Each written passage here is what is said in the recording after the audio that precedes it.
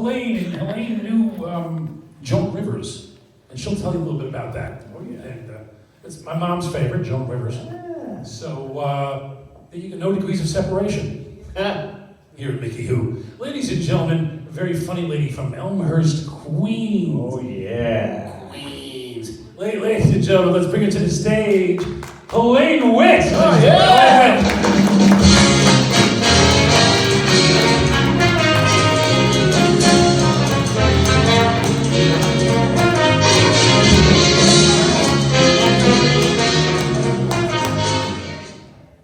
Elmont, Long Island. He said Elmhurst, Queens. Hi. Hi. Red Hook, Brooklyn. You might be looking at me wondering, is that the love child of Ruth Bader Ginsburg and Barry Manilow? It can't be. I'm a little taller than her and I'm almost his age. Anyway, I did write some jokes for Joan Rivers, and then she sadly passed away, and I thought, I signed a contract that said I could never utter those jokes again. They're hers. But then when she died, I thought, maybe I could say them. But her lawyer's still alive. No. And now I bummed you out.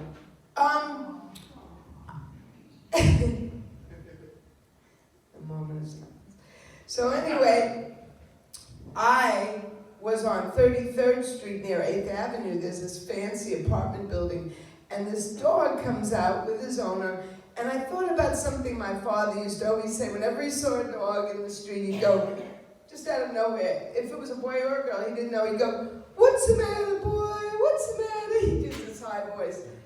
So what happens? It's a greyhound, and the dog says to me, "What do you think's the matter? I'm starving to death. Look how they don't feed me.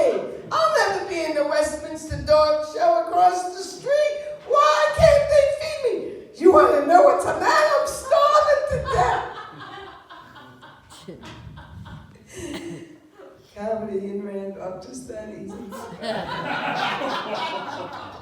But our friends know very well that I taught in the toughest school in South Jamaica, Queens. Whenever I hear the news, which is every day, I say, they talk about these terrible crimes. I said, that was my student, but I didn't teach him that. Like Stephen Jefferson used to melt crayons on the radiator in 5th grade.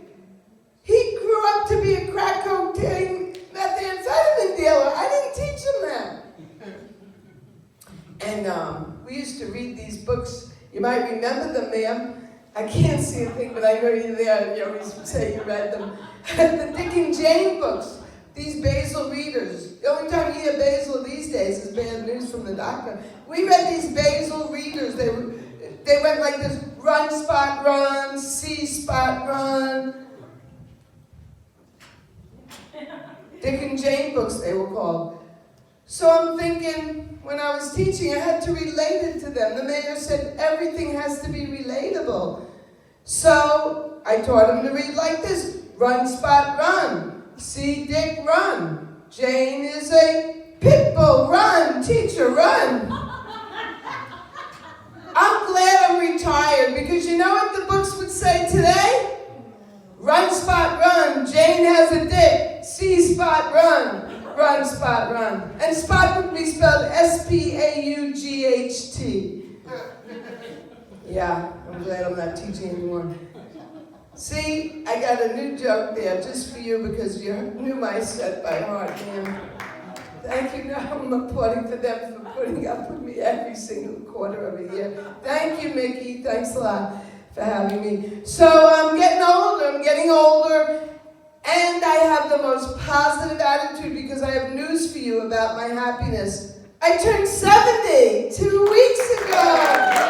Yes! And like 70 is the new 69.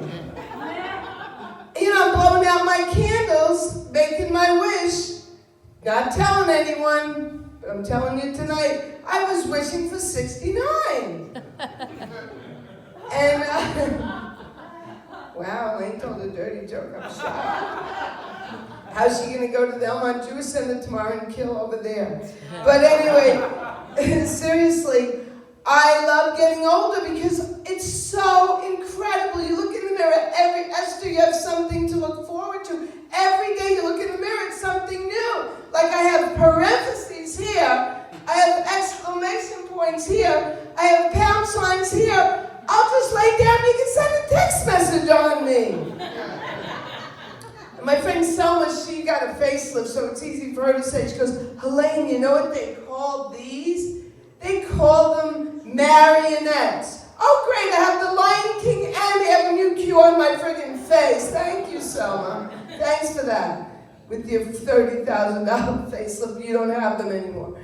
But you know what? You're from New York. If they had these bags in the Rockaways during Hurricane Sandy, the F train never would have stopped running. And wait till you, Esther, you have something to look forward to. You know, you have the cramps. You say, I can't wait for the no more PMS. If only I could have the change. So then the change comes. Esther, I got news for you. When you get the change, you don't have the PMS, but you got the hot flashes, the mood swings. You know what I say? Menstruation, menopause, those were all the good old days. You got now to look forward to. Someone said, Elaine, why don't you talk about some famous things that famous people did when they were 70? And I thought, I said, you know what? Nobody did anything once they were 70. Was that the light, Mickey, or was that you taking pictures again? Once Mickey was taking pictures, remember? And I got off and he said, why did you get off in 2 minutes? I thought it was the light. I saw a light. Okay. You remember Mickey? Yes. That's how often I'm here that I remember every single show we had. I love it. I love coming here. So anyway, I just wanted to talk about the time I was at Woodstock 50 years ago, because then I was at Woodstock this year in Delaware. I went 50 years later. The same rock stars. Can you imagine? Paul McCartney was singing Maybe I'm Amazed. I said, Paul, maybe I'm amazed. I could barely walk up this. He's singing for 3 hours. And they had a tent at Woodstock. It was for bad acid trips. And the tent this time in Delaware was for bad acid indigestion. 3 people lost their virginity at the original Woodstock. One was my friend Jude. And then 3 people lost their dentures at this Woodstock. We had this VW bus, and we had a sign on it that said, don't come a-rockin', don't come a-knockin' if this bus is a-rockin'. But our bus this time, we painted the sign, don't come a-fussin' till I've had my Robitussin. Well, I know that Mickey has a lot more comments, so I'm going to wrap it up. Besides, I can't tell if he's taking pictures or giving me the light, so I'll say thank you very much.